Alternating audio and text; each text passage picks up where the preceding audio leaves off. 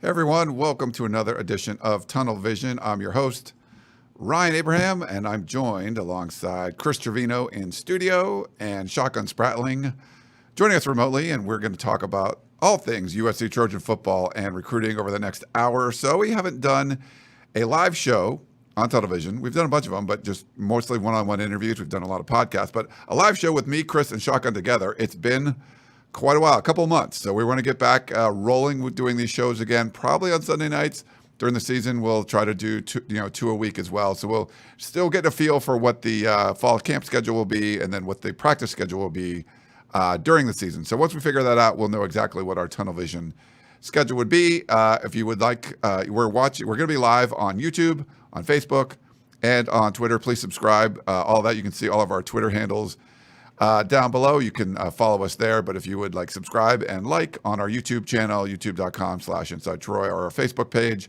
for USCFootball.com, we would appreciate that. And tell your friends about Tunnel Vision. But we want to go over everything that's going on around the USC football program lately, and we wanted to do it with Chris and Shotgun. And we haven't had, I got to say hi to Shotgun. Like, we just haven't had him on a show for a while. He's feeling a little neglected. There's been all kinds of baseball stuff going on, so he gets busy during that season and stuff. But Shotty, how are you doing, man? I mean, I'm surviving out here on the East Coast. It's a little bit different. I'm in Big Ten territory. I just, made the move a little earlier than you guys. Just getting prepared. I did some advanced scouting this week and went out to Penn State. Went and saw some family out there, so I had to stop by, check out the football stadium, check out the baseball field. But yeah, it's been a while since I've seen you guys, your faces at least on this. I've been listening to some of the podcasts and some of the shows, which is an advanced metric for me because Chris knows I don't really listen to podcasts, but I've been trying to keep up with you guys as much as possible. And obviously there's been a ton of big news going on. There's been a lot of news. And, well, Chris, check in with you. How you doing, man? You seem like you're like distracted or something. I'm just doing scouting reports on my Orioles #1 overall pick. That's what I'm here. That's the reason why Shotgun's here, right? We're just going to talk about. We're not talking about the baseball draft. Can we just let Shotgun just talk? He hasn't talked on the show in like 2 months. Just let him talk. I'm just going to be here. No one's going to care that I'm not here. Just let him go on. He could do 45 minutes on the Big Ten. Was our last show your like 10K one? Was that the last one? I think that's the last time us three were together. I think me and you did a show separate with Chris not being available. But I think that was like 2 months ago. That was the Addison one, right? That was Tunnel Vision? Yeah, me and Chris did. I mean, me and Shotgun did an Addison one for sure. That was a lot of fun. It's funny. So a little side story. Before we came over here, I had a friend's birthday party in Manhattan Beach. Culture Brewing Company. It's right on Manhattan Beach Boulevard. Open, it's kind of open doors or whatever. And I'm sitting there, I was going to have a beer and then come in here and pretty much finished up. And I see Alex Grinch walking by. I'm like, what's up? And he looks into the window and I wave and he's like, hey. And so I came over and said hello to him. He was down there with his wife and another couple. They were going to go to dinner somewhere down there. So just randomly ran into him. And then someone at the party that I didn't know, seemed like a crazy guy. He looked a lot like Cam Smith, the guy who just won the Open today. Mullet, like kind of like wispy hair, like very similar look to Cam Smith. I was like, you look like the dude that just won the Open. And seems like he has a good time. And he was like telling me, he didn't know what I did. And I told him what I did. He's like, I was at the Orange Bowl in 2005 or whatever, the 2005 season for the USC Oklahoma game. I'm like, you were? I'm like, are you a fan? He's like, no. I was living in Miami. They needed volunteers to be, so I was the orange. He was like, he dressed up as the orange mascot on the field. I'm like, this is the most random thing. Like literally that was about a half an hour ago I met that dude. So it was kind of funny, but little side note. Please tell me, so you guys have seen the clip that's kind of circling on Twitter today, on social media, of Corey Dillon running over a mascot, someone, the drill where you're both laying down, you get up and then you try to tackle the ball carrier, and Corey Dillon just destroys a mascot doing that. The former running back for the Bengals and Patriots, just completely run them over since we brought up mascots. I love it. So you met the orange. I met the guy that was the orange. Yeah, Wow. for that day. It wasn't like the normal orange. They just needed an orange. Screw it. Go get his number. Let's get him on the podcast this week. It's summer, baby. We need guests, baby. We need people talking. We're flying through July, and this is going quick. And all of a sudden, it's going to be Pac-12 Media Day. With July 28th, I believe, is Pac-12 Media Day. And for us, that's like the start of college football season. Once you hear from all the coaches and you hear the players and stuff, what's going on, it's going to be here before you know it. So it's kind of crazy. There's like 50-something days left until USC kicks off against Rice. But, of course, fall camp is going to start early August. Like we said, I don't know. We might not be able to watch any practices. We might be able to watch them all. We are not sure what our media availability will be yet, but we'll let you know as soon as we do and kind of doctor our coverage around all that stuff. But, Chris mentioned it at the top, Shotty. We haven't heard from you on this conference realignment stuff. It's pretty much settled down. Chris and I have talked about it a lot on the Peristyle podcast. We've done these shows here. But also just, being able to hear from you on what's going on. I know the UC Board of Regents is kind of chiming in with UCLA. But after that first day when this all broke, and Chris and I were at the Elite 11 finals, things have been pretty slow. We learned that night that the paperwork signed. It's a done deal. But there hasn't really been too much movement or anything since then. So maybe, Shotty, give your thoughts on conference realignment, USC and UCLA going to the Big Ten. I want Shotgun's where he was, what was he doing when the news. I want his where was he when the news broke story. That's how he has to start it. Okay. I got a text from the group. The group thread was like, "Hey, can you do something? Can you merge the threads? Can you take care of the Big Ten stuff?" And I'm like, I don't know what's going on here.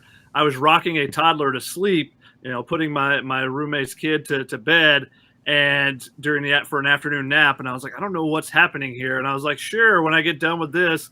And then I go down and I'm just like, what just happened? What is this real? And then, you guys jump on, go to a live show. So I was kind of listening to that while, streaming through the Twitter and stuff and kind of sending you guys some stuff. And I think I sent you something, I can't remember who it was from, that said, this isn't a maybe thing, but this is a likely to be done by the end of the day, at least in the next 24 hours. And that was a secondary, just what is happening here? And then obviously I started thinking is this better for me now? Because I'm going to be closer to half the games, so am I already just in a better position? The USCfootball.com premonition that, we need to send someone to the Northeast. Obviously I'm a little bit far away from some of the schools, but I'm right there for the Rutgers game. I've already got us a place to stay for the Penn State game when we go cover that game. So we're getting ready out here on the East Coast for you guys to make some of these East Coast trips. I like it. How far are you from Rutgers? Rutgers is about an hour away, 45 minutes to an hour. Okay. So you guys can crash here and we'll make the 45-minute drive if we need to.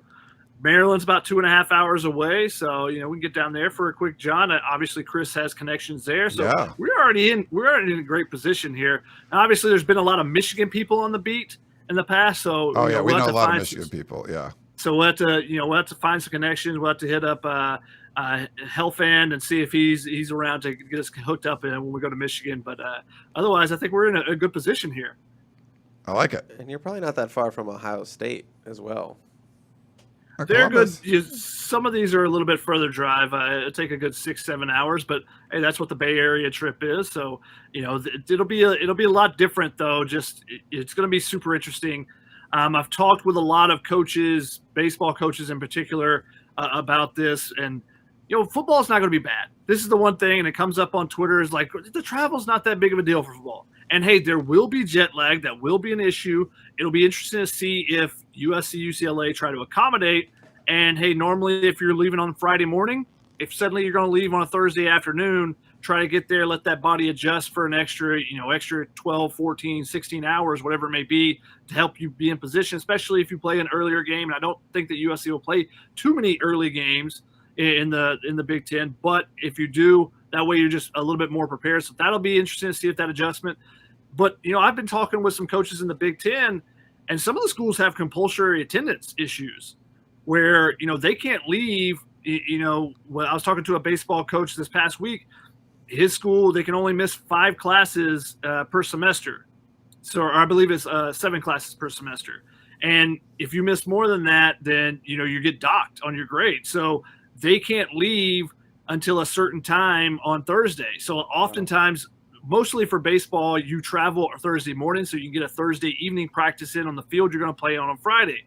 This school, they can't do that. They basically have to, Thursday is a wash for them. So there's going to be some, especially now you're traveling, for a 5 or 6 hour flight versus a 45-minute to a 2.5-hour flight at max in the conference. So there's going to be some adjustment periods there for some of the Big Ten schools as well. We'll see how USC adjusts to it. And that's not a huge issue for football. You're maybe having 4 trips across the country, which is still a lot. But you get into some of the other sports, you look at baseball, you look at softball, you look at volleyball, those type of sports, and it's going to be a big issue.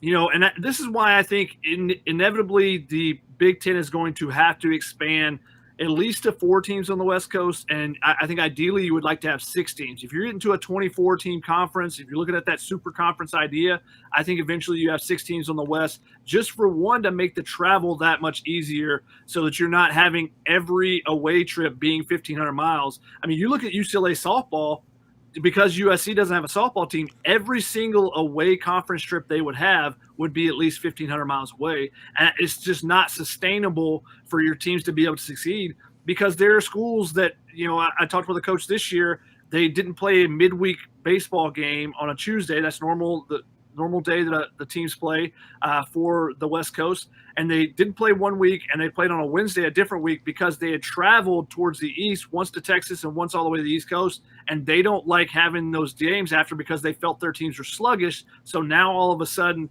they feel like that they would be, you're going to be sluggish on that Tuesday game. And now you lose to a team like a UC Riverside, or, a team that's not very good, and it hurts your RPI. Those type of things are going to come into consideration a lot for, the non-football sports. I think basketball could be affected by it too. It'd be interesting to see how the Big Ten schedules out things for USC and UCLA for the travel. Maybe do we see some neutral site stuff where, hey, 4 teams meet in Vegas, or 4 teams meet in Denver, or something like that to play in an NBA arena, and you have USC, UCLA, and you have two of the teams from the East, or something like that, where you get multiple games in. Something to try to mitigate the travel and how difficult that is going to be on some of the bodies because remember, these are student athletes. I don't know about if you guys remember your college days. I didn't sleep much in college. I still don't sleep much, but a lot of people don't sleep a ton in college. And then suddenly you're going to be asking these kids whether you stayed up because you got to write a paper. Oh, I forgot about that. Yeah. Everyone's got that story where it's midnight and your roommate comes in, or, and say, did you start on that paper yet? No. Have you? No, you want to go to Taco Bell? Yeah, so knowing you got an 8 a.m. class the next day, that might be a true story. Might also still be a true story. But I think you're going to have those type of things where you're going to have kids that are sluggish, and you're dealing with all the things where you're maturing as an 18, 19, 20-year-old.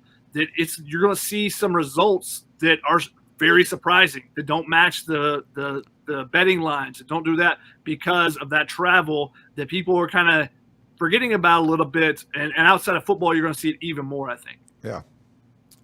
Shotgun, you were just kind of talking about it, obviously, with traveling for non-football sports, but since you're, the world's greatest USC basketball beat writer, we haven't really delved too much into, USC basketball joining the Big Ten and kind of what that looks like as a program that, has had a lot of success over the last couple of seasons over Andy Enfield. So what do you think about the move for hoops to the Big Ten, and how do you think they will, adjust to Big Ten play? Yeah, it's interesting. I think it's a very kind of intriguing move for USC basketball. Does it help? Does it hurt?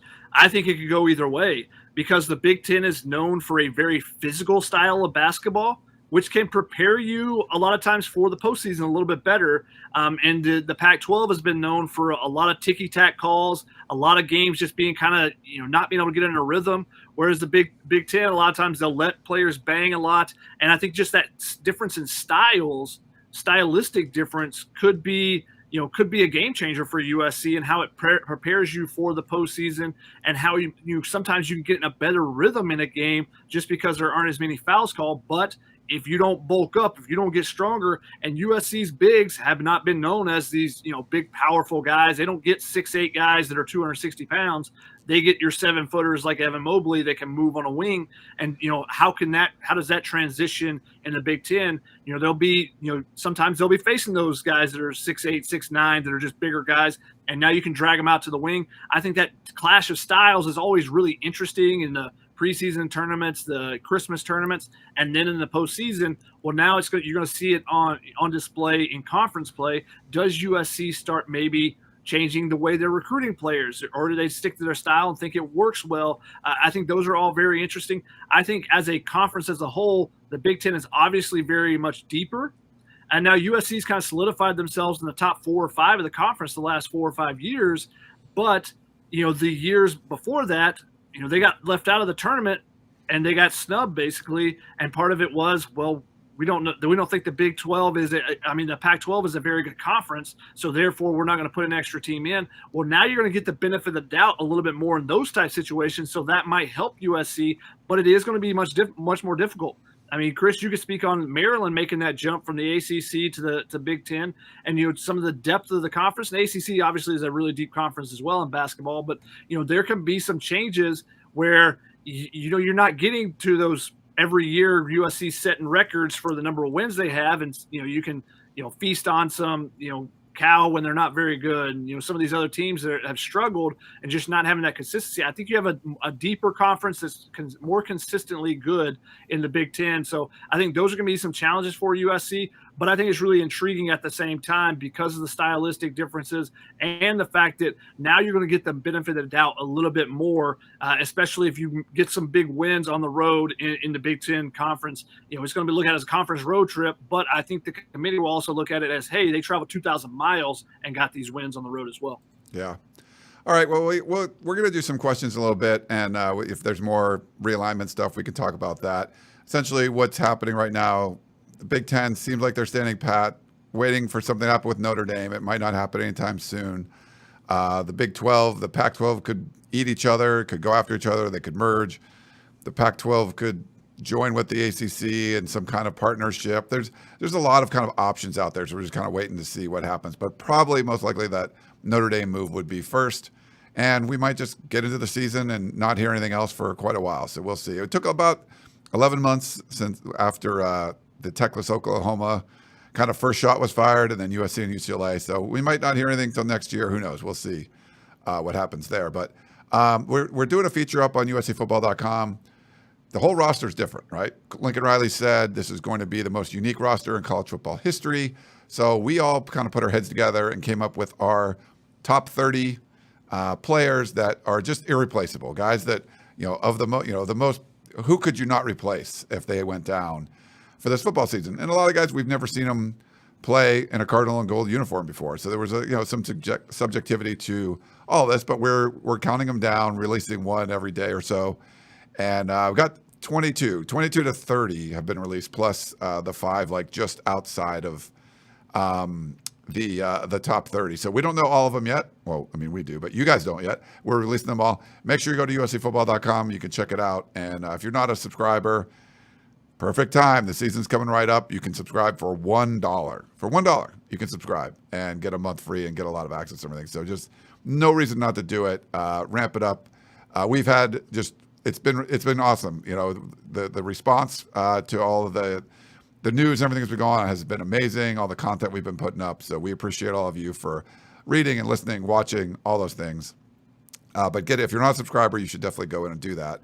But I'll kind of give you a quick countdown of the players that we had listed out there. Starting at number 30, we had Austin Jones, the running back.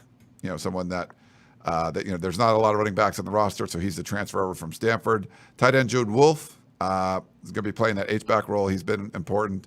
Wide receiver Brendan Rice. Chris, we talked about him on the podcast. A little different body style. He kind of brings something different to that receiver room.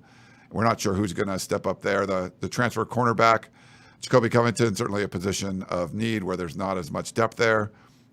Safety Xavier Alford. He's shown some great flashes. Running back Darwin Barlow, the only running back that was left on the roster that going into the spring. So he was a transfer from TCU a year before. Safety Max Williams, who probably could play nickel. Just he's been rehabbing and looking really good out there. So he's someone to watch. Linebacker Eric Gentry, one of the top young linebackers in the country, coming over from Arizona State. And then just came out today, Brandon Peely, the defensive lineman. USC doesn't really have a lot of bodies like that, and he can move. He's big, 360 or so, but can move. So Alex Grinch, who, as I said, ran into today, he does like those big linemen that can move up front. Doesn't have to be big, but linemen that can move. So a lot of times they're undersized guys, but if you get a guy like Peely, he can kind of fill that role as someone that's even a little bit bigger body. But I don't know, Shaka, maybe you want to start. Anything stand out from you from the list we have so far, or why maybe you think some of these guys are here? I mean, what stood out was compiling the list. So we took everyone's top 35 actually, and then kind of gave them ranked them 1 through 35, and gave them a number figure, compiled them all up, did some statistics on it, looking at it, and then Chris and I went through and debated ourselves and kind of came up with the list and moved some guys around a little bit and what we thought, as we thought there were some outliers. But it was interesting. Just the lists were very different. And, anytime you put together a list like that, you're going to have some variance. But there was a lot of difference even in the top 5, top 10, because of, just the unknowns, I think, with this team. How valuable is each individual position? Well, you think, hey, this guy looks like going to be the starter and he should be a really good player, but do we know? Do we know what we're going to get from Shane Lee? Do we know what we're going to get? There's a lot of positions out there we don't really know. And then at the back end here, this 22 through 30 where we're at, there's just a lot of unknowns about position battles, I think. I think Jacoby Covington is a guy who you could look at and say, well, he could be way higher on this list if he ends up being the top cornerback. But we don't know if he's going to be the top cornerback. Is he going to come in and he's going to start?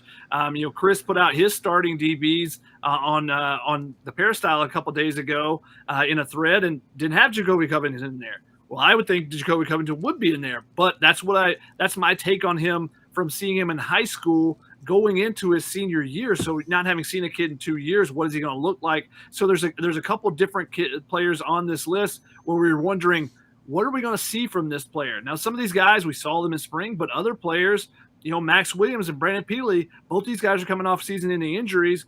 And what we saw, in the glimpses that we saw in the spring were some positive notes. But, what kind of plays were they making? We heard that Max Williams was making a lot of plays, and Brandon Peely kind of came on as the spring progressed, going from third string to second string. But he's a guy that should be starting for you. He's a guy that needs to be a baller for USC to help them out. And if that's the case, if he is a guy that's making a lot of plays, if he ends up being like a Stevie Tuikolovatu, well, his importance ranking is way higher than 22 on the list because of the issues that USC has on the defensive line. So I think that's what you're seeing a lot so far on our listing, is that there's just a lot of unknowns. You see the 2 running backs on the list. Who's going to shake out and win that backup role behind Dye? I think that's a big question. We kind of think that he's going to be the starter, but who's going to get the bulk of the carries behind him? How many guys are going to get a lot of carries behind Dye? Those are some type things that went into the ranking of a lot of these. And we've had people, we really appreciate you guys commenting on the tweets, commenting on the Peristyle and telling us how wrong we are, because that's usually the responses we get with these type of things. But we like to hear those as well. We want to see where your guys, where you have people ranked as well. Yeah. Chris, I know we talked about that on the podcast a little bit, but any thoughts on the list thus far? Yeah, this list is this is our 3rd time doing the list, and obviously we never get it right. But it is fun to sort of just a nice like summer piece, an off-season thing to kind of look at it and compute everyone's list, and then add the human element of just kind of debating like, well, everyone had it here, but I just think it's a little bit higher for this person and maybe a little bit lower for that person. But I always find, Shaka, I don't know about you, but when we do this list as we're doing this 3rd one, I think we play it a little bit more conservative. Just because, especially with this list, because there is so many transfers and so many guys that we just don't know. As you mentioned, it's a new defense, it's a new offense. There's some stars on this team, like a Caleb Williams or a Travis Dye, but we just don't know what it's all going to look like coming off a 4-8 season. new culture, team chemistry. So I think we played it a little bit more conservative in trying to maybe not overinflate someone we think could have a really big season, but because we just don't know. I think Jacoby is a very good example of this because he's a guy who's obviously coming in the summer. We didn't see him in the spring at all, and he was a safety out of high school, and he could be a safety on this defense when summer camp starts. We just don't know, but we project him as a cornerback, and I think that's kind of why he has a little more value on this list because cornerback, as we saw when Mekhi Blackman went down, super young, super untested out there outside of Blackman and his experience and his starts that he had at Colorado. And I'm not saying Jacoby is just as experienced as him. He's not. He doesn't have a single start to his name, but he is an older player, and I think they need some of that older leadership in there, even if it's a guy who's just 2 years into college. But right now, it's basically all projections for Jacoby. I know some guys on our lists, we had him a lot higher than what he ended up at 23, 24, whatever. I'm not sure. But, that's a guy that's just, I don't know. He could end up being a top 15 player, or he could be off the list when we go back and retool the list to look at it. Maybe he's just a guy who's a depth player. Maybe he's in the 2 deep for a cornerback, or maybe he's a safety, rotational, that 6-man safety. I just don't know. So time will tell with this list. So I think in that regard, we kind of played it a little bit more conservative and not sort of going all in for someone that we really, really thought highly of, and try to go with the more sure bets, like putting a guy like Jordan Addison obviously so high, or a guy like Caleb Williams so high. Those are guys that, we feel pretty good about being ballers and having massive, massive impact. But there's some other guys, some depth guys that maybe they're a backup or maybe they're a starter. I think it's a fine line for a lot of these guys, and we won't know until we see camp. So I think that's sort of the way this list went, especially with transfers. Yeah. And half the list, they've never played for USC before, but they've played college football. So it's like, okay, where do we put them? So it wasn't easy. Some guys, we've seen a lot of tape on. Some guys we've seen them play against USC, like Eric Gentry. Other guys like Covington, we haven't seen. He didn't play a ton at Washington. From what we've seen of him in high school, I think he can come in and start. But, how much has Joshua Jackson Jr. developed? How much is Prophet Brown developed? Those are things that we don't really, have a full grasp of because we didn't see any competitive periods in the spring, I think. I think that hurts our knowledge on this list a little bit as well. So I think, as Chris is saying, we're a little bit more conservative and going with the guys who we've seen produce already in the college level.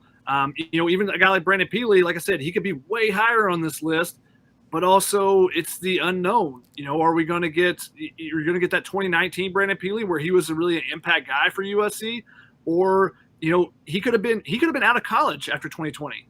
If he had a successful season in 2020, maybe he thinks, I've spent 4 years and I go to the NFL and go look at my options there. Whereas now he's a 6-year senior. So you're looking at a guy that 2 years ago was on a completely different path. And now, what does he have to give after an Achilles tendon? We don't know, what exactly he looks like besides the little snippets that we saw during, the spring game itself. So there's a lot of just kind of unknowns because of, one, the roster turnover. Yes. But two, some of the guys that are coming back, that they're returning from injuries, or, one of the big things that went into this list is, the depth of position. Wide receiver, we got a lot of confidence in the wide receiver group that it's going to be pretty deep this year compared to last year in particular. But you look at the running backs and they become more valuable because there's only 4 guys. And so now if somebody goes down, you get that thinning out process because you always get a running back or 2 injured, and hopefully it's nothing serious. But, that makes it hard to decide, do I put the running backs a little bit higher than the offensive linemen? We have confidence in 6 offensive linemen, but not really much after that. So that maybe makes the offensive lineman that much more important. So there's some different things that went into the list that way. So hopefully you guys are enjoying it. We want to see what your guys' opinions of the list and what your lists are when we finish it as well, as we go through it day by day here. Yeah. Little other newsy items. UNLV is now on the USC football schedule, becoming the Coliseum in 2027. So, there'll be USC's, 3rd year in the Big Ten by then.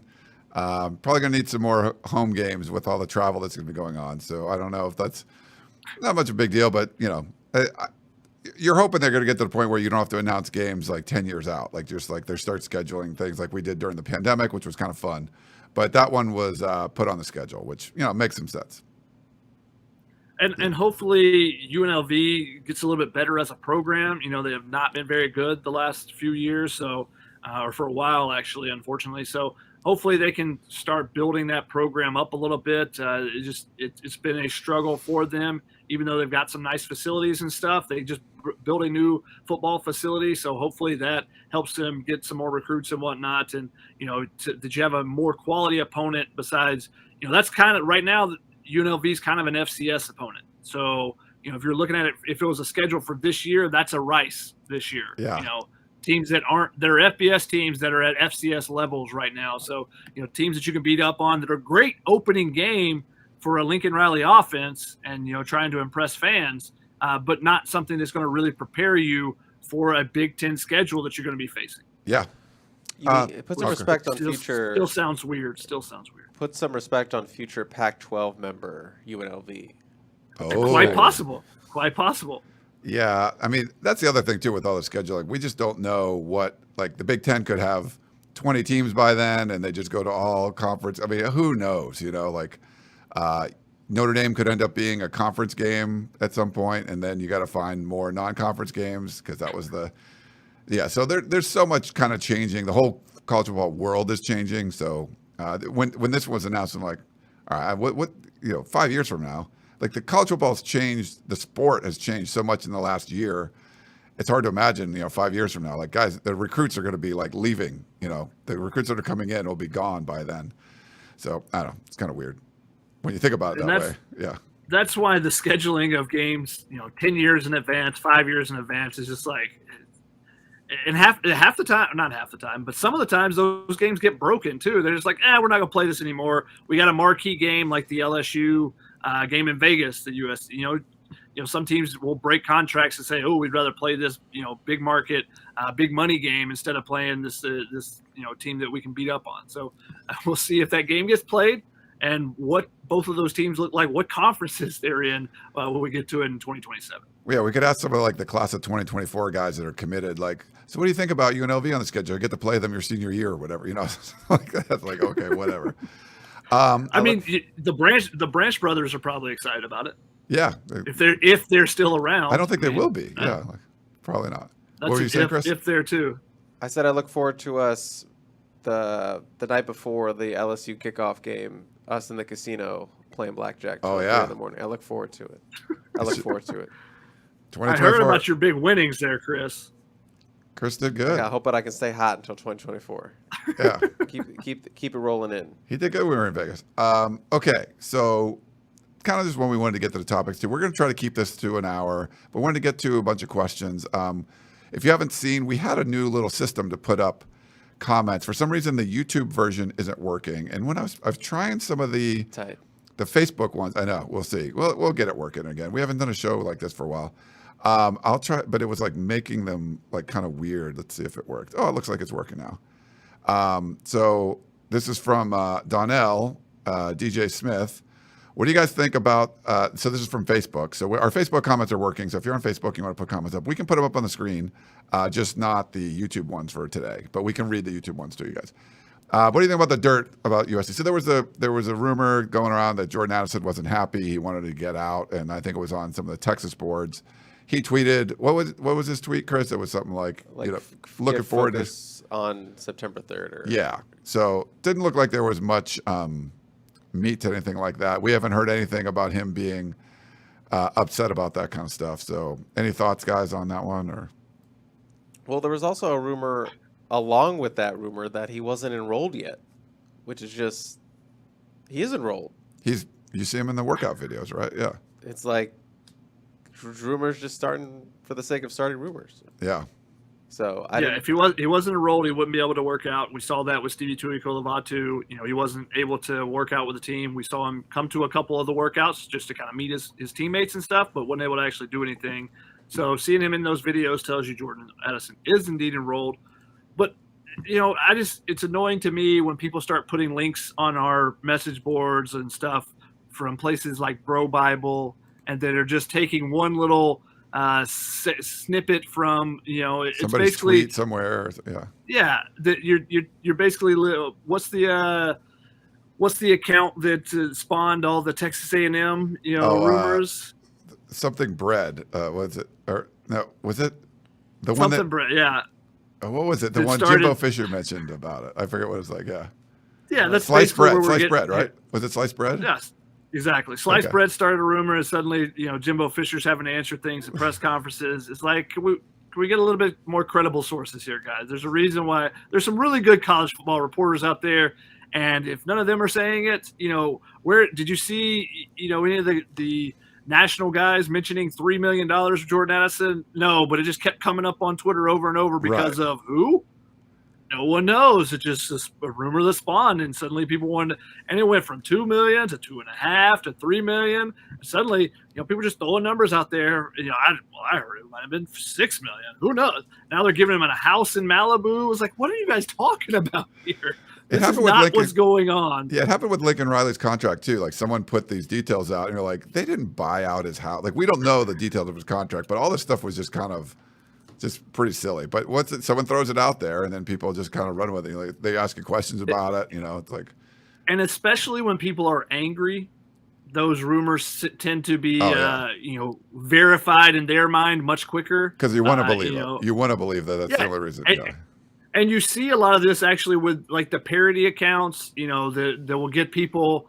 And, there was one about LeBron James. There's one about John Morant talking about Michael Jordan. And neither one of the quotes was true, but people jump on it because they want to be quick to be angry about defending Michael Jordan or hating on LeBron James, those type things. So those things seem to matriculate a lot quicker when someone is emotional about it. So it's a lot of people that are angry often and they're spreading those after they see something. They're quick to put it back out there again. I don't know, guys. Sliced bread been around quite a long time. He's been around. Yeah, someone put it in the Facebook comments. Sliced bread. We don't talk a ton of recruiting on the show. We kind of keep to generalities and stuff. Chris and Gerard do a great, the 2-Star recruiting podcast. Like they're doing a great job with that. If you want to check that out, I'm gonna get Shotgun on. Oh, you gotta get Shotgun. He was supposed to be on when he came out here, but 2 hours and 45 minutes the last 2 shows, so they're long. There's a lot of recruiting stuff. But this is the big topic that everyone talks about, so I'm going to put it up there on the screen. Elvira, nice.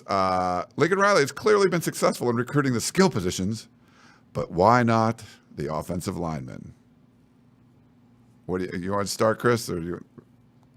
Not really, because I've talked about it ad nauseum the last 2 weeks on the podcast. So this is all Shotgun. This is all Shotgun. Shotgun can go give his thoughts on it, but I've literally done back-to-back 2.5 hour, 2 hour and 45-minute podcast after Francis Mauyoga and then after Lucas Simmons, both spur USC for a couple of Florida schools. So I am well versed in this talking point among USC fans in recruiting. So if Shaka wants to give his thoughts on it, I will chime in after that, but I am not leading another discussion on USC O-line recruiting. Okay. One, you got to prove your development. Obviously Josh Henson did a really nice job at Texas A&M. That's a great place to start. But what's it going to look like in Lincoln Riley's offense? I know you're going to want to see recruits are going to want to see that. They want to see USC win. And a lot of these recruits that USC is trying to pull right now are guys that are across the country. Now, Simmons and Mauyoga, are different in a way because they are both in Florida and they are playing their high school ball there, but they're from different parts of from the world, actually, not even from the country, being from Samoa and being from Sweden. So it makes it a little bit different. But when you're trying to pull high-end guys from across the country, you got to be able to prove it on the field. And, that's why USC is not in the mix for a ton of, top 10, top 15 guys in the 2023 class, and being able to get those commitments. Whereas the 2024 class, USC might have a much better chance because, they're in the mix for those guys. They're building those relationships. And now if you can show that you can win on the field, and maybe you can even try to flip guys at the end.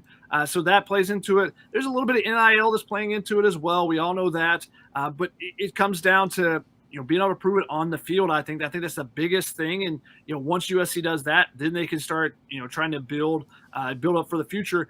But it's a big problem for USC. I know everyone is, wondering why this is happening, But it is a big problem. I understand why all the USC fans are getting angered by this, because this is what, 5-6 years now. I think this will be the fifth or sixth year where USC has missed out on their top offensive line targets.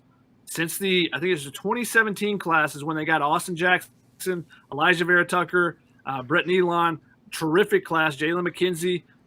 But since then, what has USC done with offensive line recruiting? They got Justin Dietich the next season. That's a solid pickup. But then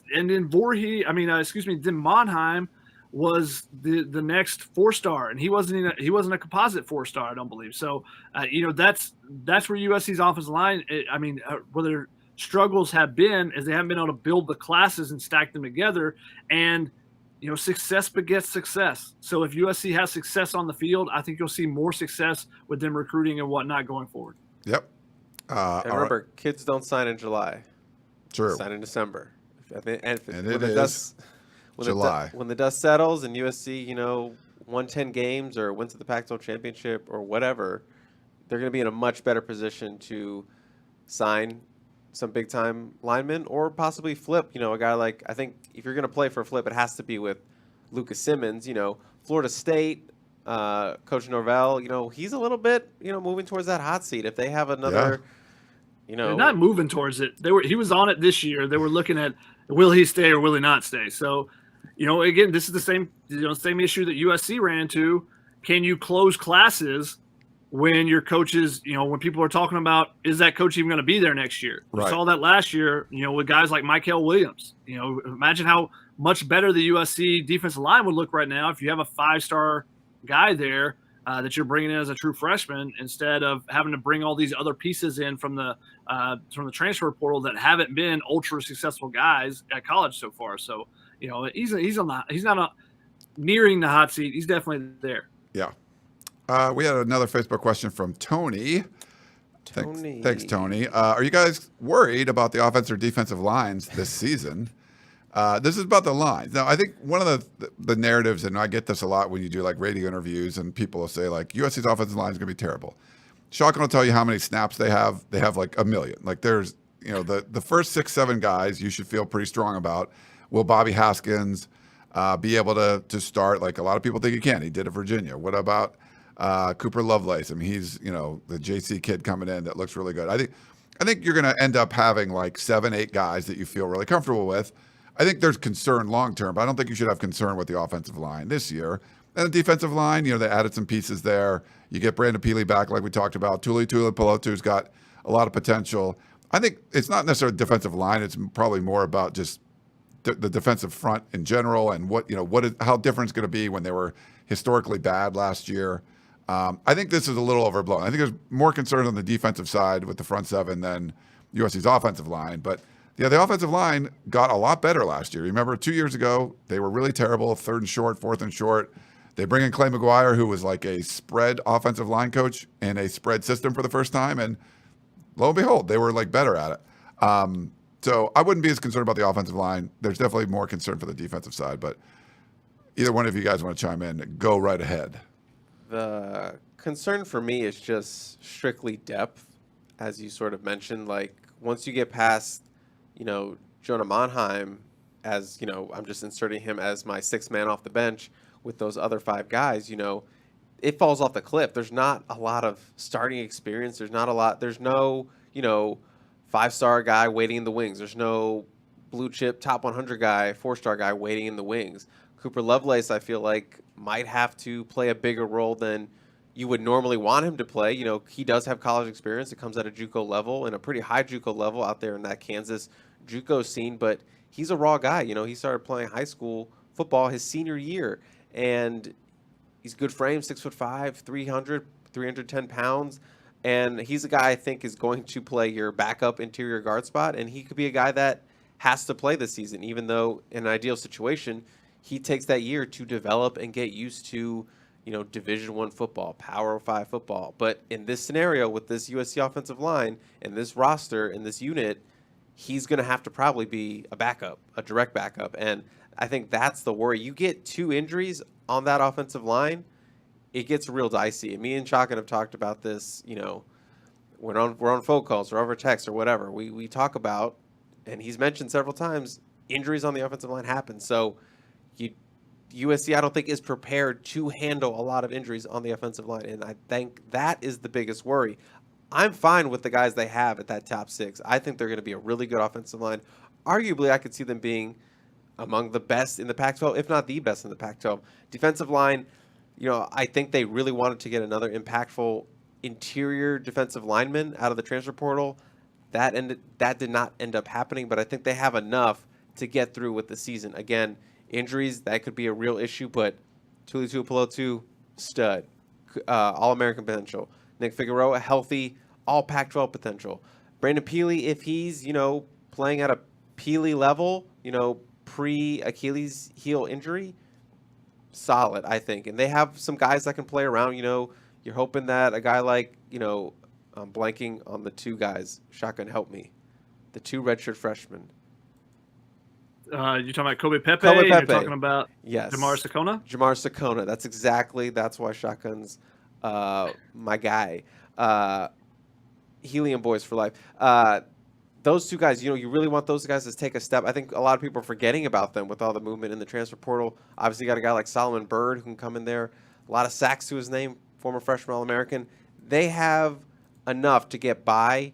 You wish you had a little bit more impact, but there's some interesting options, in there with Earl Barquette, Tyrone Taleni, who's also a raw prospect, but they have some guys that really need to step up, and if they step up, I think they'll be okay. I think they can get through, this 2022 season. But those would be my biggest worries is depth with both of those sides. Yeah, and I think the futures you worry about too, because if you're not recruiting offensive line well right now, I mean, a lot of those guys are going to leave. You should feel pretty good about 2022, but beyond, that's I think there's some questions there. Let's get to some YouTube questions. Shotgun was putting some in the doc there. Tim wants to know: do you think that the Big Ten contracts close your eyes, Chris? Right? Does you maybe close your ears or like put your finger? I don't know. Before it takes more teams, do you think they will contract? So Oregon, Washington, Stanford. So what he means is, do you think they're going to jettison some of the weaker teams? And I think he's insinuating that Maryland would be one of them. To add teams. What's his name? Tim. Listen up, Tim. I hope you're watching right now. Look me right in the eye, Tim, like a man. You want that Washington DMV market. So why don't you sit back and chill out? Yeah. The contraction thing is going to be interesting because these are going to grow, but there's going to be a point where do you want all the teams in your conference to be big brands? And what happens does Vanderbilt go away? And a lot of these sports, a lot of these programs do what, like Vanderbilt wins baseball national championships, right?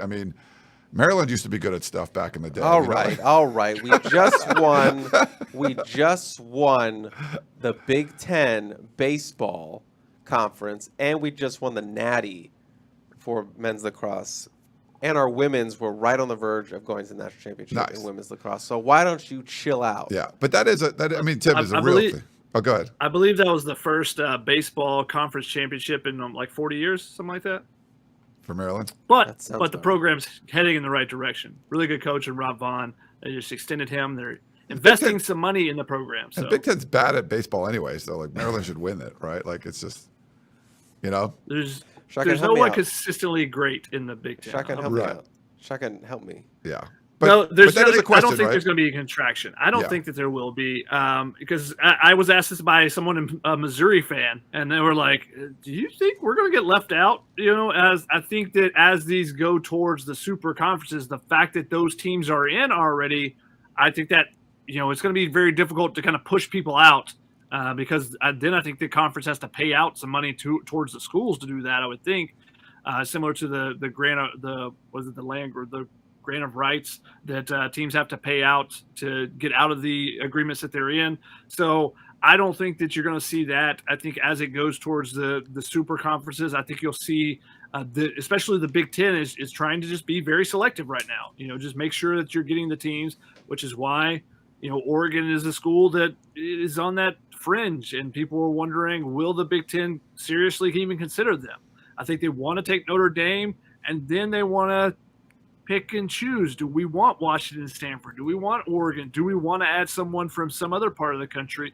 And I think that becomes an interesting thing. Like I said earlier, on my initial thoughts of the conference realignment, I think it makes sense the most for the Big Ten to eventually get to, having 4 to 6 teams on the West Coast. So you have that West Division. So it just makes a lot of things easier for UCLA, for USC, and especially because you can corner some significant markets with Stanford, with Washington, potentially if you were looking at teams like Colorado or Utah as well. Those are some big time markets that you can get to add to what the Big Ten already has. We had just before I move on, I just want to apologize to Tim. I lost my cool there. You seem like a very nice fellow. Tim. I'm sure Tim appreciates your passion there. We had a couple of baseball questions. Roman 388. Now that Lincoln Riley's the coach, I'm more interested in USC baseball. So I guess having a better football coach makes him more interested in baseball. Want to get your thoughts on the new baseball coach and how baseball recruiting works. And Big T 37 wants to know your honest assessment of the baseball hire. Is it a good hire, bad, or underwhelming? Are you surprised we missed on top target? So go give Shock on the floor for baseball, which he's going to love. Let's start with the second one first. I am a little surprised that they missed out. They offered the job to Andrew Checketts. I heard it was very close, as in like bring your real estate agent to work type of close. I think the USC was really close there with Checketts, but ultimately he's a family guy. He's got 3 kids, so being able to walk them to school and then walk to the ballpark is something that was not going to be able to happen at USC, which he can do in Santa Barbara.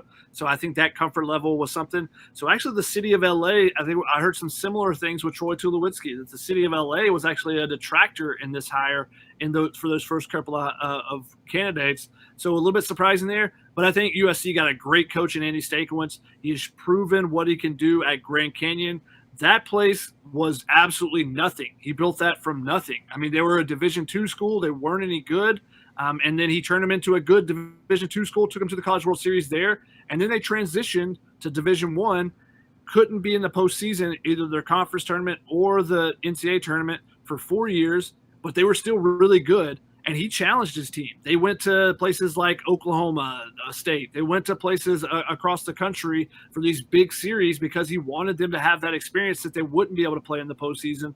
And he develops players. And that's been the biggest issue with USC the last 15 years that they've struggled, is the development of players. They get good recruits. Everyone wants to talk about how difficult it is to get. USC has gotten a number of high school All-Americans to come to USC. But they rarely have turned into, consistently turned into All-Americans at the college level. That's been the big issue. So he's a guy that has proven that he can turn, so they can find guys that are undervalued coming out of high school and then also turn them into stars at Grand Canyon. They've had a number of draft picks. USC, the MLB draft is going on right now. USC did not have a pick in the first round. Once again, it has been since 2009 that USC had a player selected in the first round. And they have had players that coming out of high school could have potentially been first-round picks, but decided to go to USC and did not develop at the rate that they needed to become first-round picks coming out of college. So that's the biggest area of growth that USC could have. So I'm high, very high on that. I think Andy Stankiewicz is a great guy. I put together the article of all the coaches on the West Coast. I reached out to basically every head coach and a number of assistant coaches on the West Coast, asking what their opinion of the hire was. And I think you saw that if you were able to read that story on our site, how much everyone thinks, how highly every other coach that he faces, his peers, his opponents, think of Andy Stankiewicz. And he is the guy that, there were a couple candidates, Andrew Checketts at UC Santa Barbara. There were a couple other candidates that were mentioned that were a part of the process 3 years ago when USC made a hire. And Andy Stankiewicz is the guy who probably raised his profile the most in the last 3 years by taking Grand Canyon to their first NCAA tournament bid 2 years ago, and by this year by taking them and getting an at-large bid. First time the WAC has had an at-large bid in over a decade. And just dominated. Went to places like Oklahoma State and won there. Went to places, beat Stanford, beat Arizona, beat Arizona State. At one point, you could say that they're the best program in Arizona, and that is saying something because Arizona State has such a rich history of baseball as well. And Arizona's been in the College World Series multiple times in the last 5-10 years. So they have done they did a tremendous job there. It's unfortunate for USC they couldn't bring over a couple of those players because Grand Canyon did a great job of hiring one of his assistants, Greg Wallace, who I think will do a great job there as well. But Jacob Wilson is probably going to be a first-round pick next year, if not the first college player selected next year. And he's a kid that, it was at Grand Canyon this year and will be there next year as well. So, I think Andy Stankiewicz could be a tremendous hire for USC and could really turn the program around in the direction it should be. And I talked with him this past week, about some of the things, and he was really sold on what USC was telling him they were going to do, the steps that they were going to take to help try to put this program back in the direction and how invested they were. And I heard the same thing from other coaches in the search, that they came away really impressed with the administration at USC and how determined they seem to be to make USC a great program again. All right. You got your baseball update there from Shotgun. So thanks for that one. We'll do a few more. Daniel wants to know, do you see Rayleigh Brown having immediate impact as a true freshman? What do you guys think? I think so. I had him on my top 30 list because of that. I think he's a guy that comes in and he has that electricity. That's the word every time I talk about him that I mention. He's a guy, when the ball gets in his hands, special things happen. He can catch the ball in the backfield. He makes every linebacker look silly in any one-on-one route that he runs, which is a very difficult cover for any linebacker, but he makes them look silly at times. And then, he can make linebackers look silly as he's running through the hole as well on a carry. So I think he's a guy that, because of his offensive ability and his playmaking ability, they will find a way to get the ball in his hands, and he'll make some things happen this year. What do you think, Chris? Immediate impact? Yeah, I mean, it's just tough because of those older guys that are already there in terms of, Austin Jones, Darren Barlow, Travis Dye. But Shotgun did sort of sell me on Rayleigh Brown kind of being a guy they could use, because obviously he is a dynamic weapon, and USC didn't have a lot of dynamic players on the roster when Lincoln Riley took over. Obviously, that's changed a lot of it with the transfer portal, but Rayleigh's the guy who, Lincoln made him a priority when he was recruiting Oklahoma. So,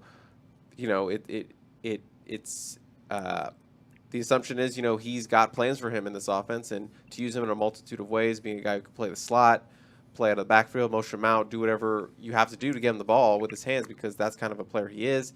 And Shotgun also pointed out, he could be a guy on kickoff return and punt return, two areas that USC hasn't really had super big impact over the last couple seasons. So, I think you'll see Rayleigh find a way to get on the field at some point this season. Hopefully it's not because of injuries at the running back position, but he has a special skill set that fits really well with what Lincoln wants to do with his offense. Yeah. We're close on the top of the hour, so I'll try to do some of these. I know Shotgun's put a few more in. We'll do some rapid fire ones. Kings fan, have you guys seen emergency podcasts all over the place the last 2 weeks? I know you've been doing them for a while. You're the first.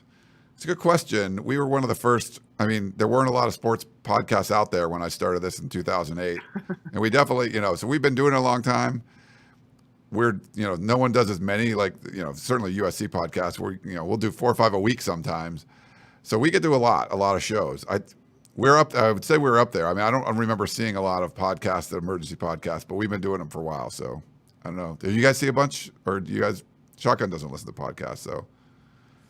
Yeah, I couldn't tell you. Yeah. Carnage for Justin. Do you think USC will make the playoffs this year? Yes or no? No. No. No. No. Andrew will follow that up. Will the Trojans win the Pac-12 this season? Maybe. That's a maybe for sure. I think it's a good maybe. I think they can make the Pac-12 championship for sure. Yeah. I mean, the big wild card is how good is Utah? Can USC get past Utah? And, with the schedule playing at Utah, I think they have the advantage there in the South. I think Utah has the advantage, but once they change the rule, I think USC will be the second best team in the conference, and then by the end of the year, they'll still have more talent than Utah. They'd have a chance to play Utah in Vegas. Now, Utah went to Vegas and just destroyed Oregon, and they had like 80% of the stadium, so it could still be like a road game. But it would at least be a second shot to try to beat Utah. So yeah, I think they got a decent chance, but I would still. I'm picking Utah to win the South. I mean, win the conference this year. He wanted to know, does USC have the best receiving core in the country? No. No. Ohio State probably. No, Ohio State definitely. Definitely. Yeah, when you lose, basically they had like 2 Drake Londons, and they didn't play in the bowl game, and they had another guy that looked more Drake London-y than Drake London, you know. So who was the dude? Harrison's son. Marvin Harrison's son. Marvin Harrison Jr., I think. But there was the other guy that Jackson Smith in Jigba. Yeah, that guy went. They're number 1. Yeah, he had like a zillion yards against Utah. Which is he would have been the number 1 receiver picked before Drake London this year. Most scouts think that. So that's how good he is. And then you had Marvin Harrison in the Rose Bowl show up, and I think he caught 2 touchdown passes as well. So I think it's still them. And then after that, the recruits they got coming in too are just like ridiculous. So yeah, so they've got some guys like G. Scott from Washington that hasn't got a chance to play, but he moved to tight end. He might have moved to tight end. He's an absolute dog when I saw him. Oh my God, I love 7-on-7. So, yes. That's a guy that hasn't got a chance to play yet. So they've just continued. Brian Hartline is one of the best. Brian Hartline is the Dante Williams of wide receivers. Yeah. Dante Williams gets cornerbacks that you're like, why? How is USC in the mix for that guy at all with the way they played?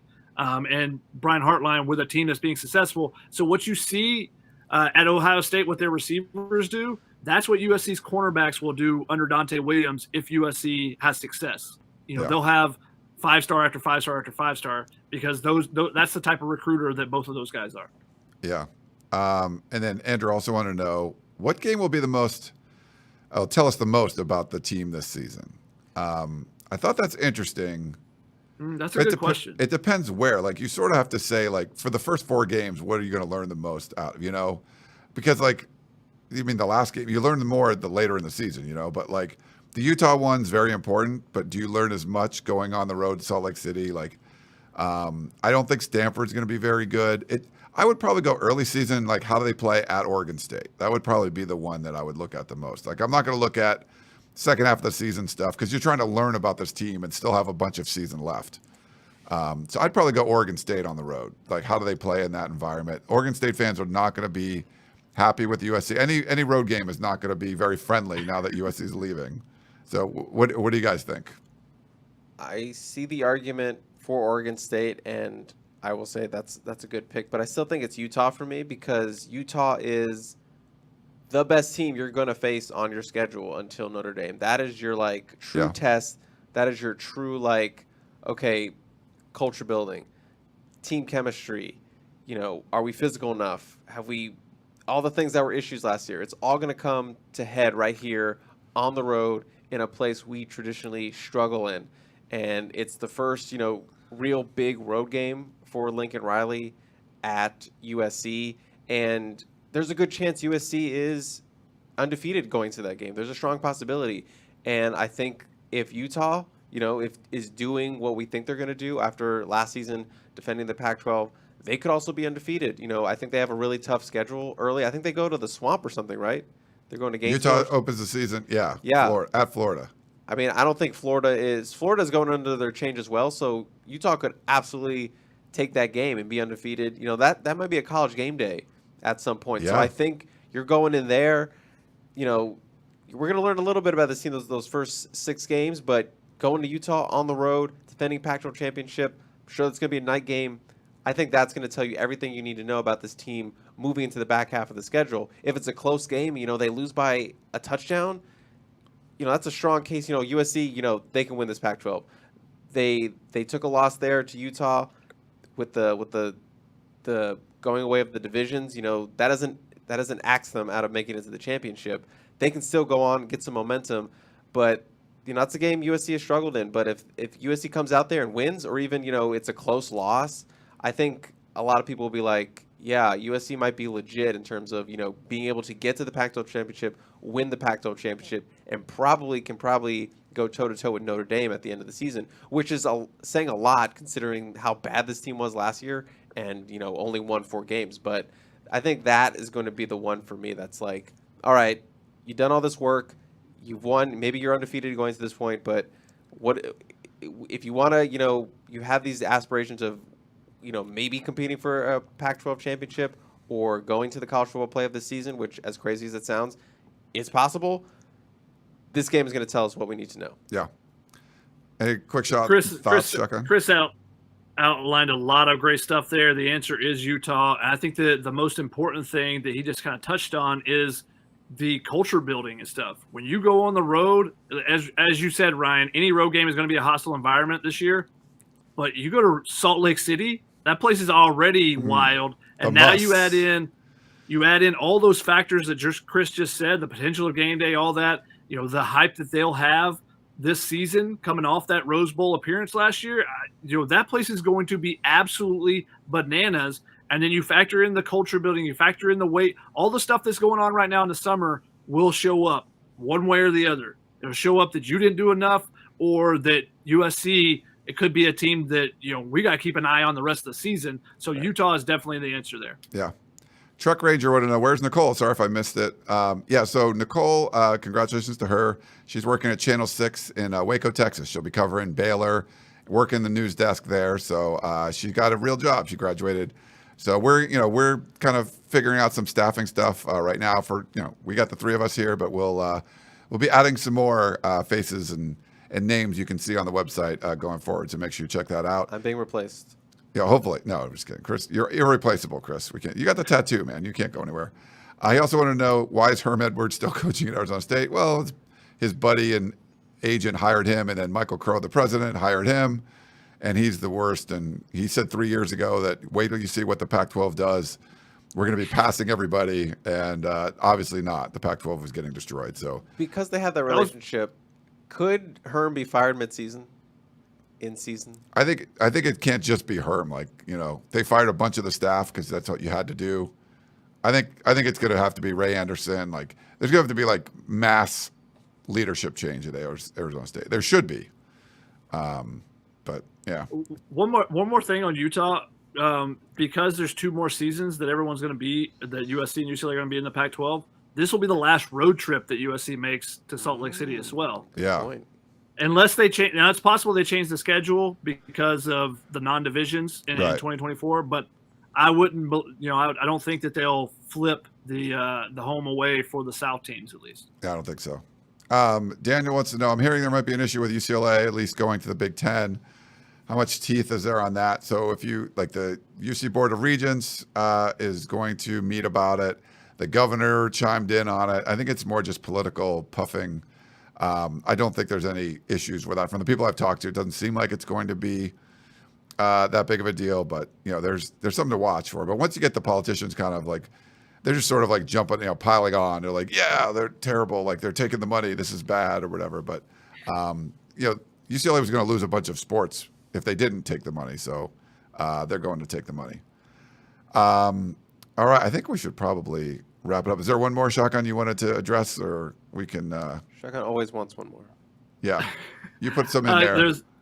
There was a baseball question. Are you still putting the Olympic swimming pool in the middle of the baseball field? Yes. It sounds like it's only going to be a 1-year displacement, though, and after that, there'll be a new Dado field. So I think they're actually excited about the potential of that. Having a new field and everything.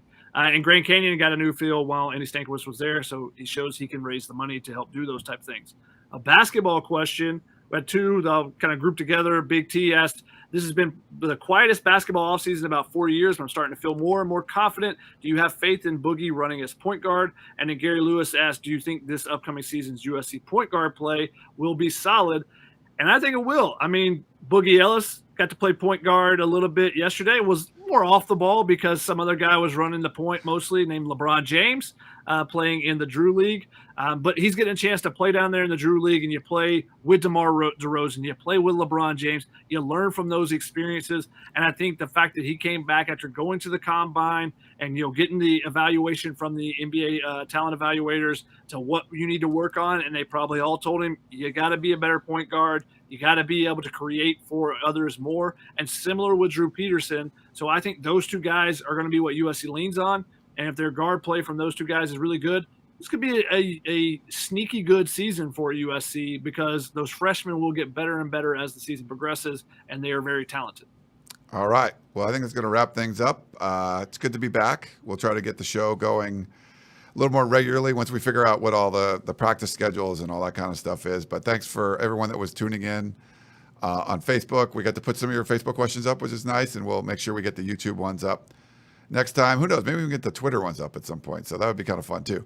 But yes, that's going to be wrap it up. We got Chris Trevino here, and then Shotgun Spratling like way over there, way over there to be honest. But Chris is like really late there. If you can, so you can see where me and Chris are, and then Shotgun's like really far that way, I think. So we're in the Big Ten, okay, guys? He's Big Ten country. You guys need to catch up. Yeah. But that'll wrap things up for Chris Trevino and Shotgun Spratling. Thank you so much for tuning in to Tunnel Vision, a little show here brought to you by USCfootball.com. Hope you enjoyed it all, and we will talk to you guys next time.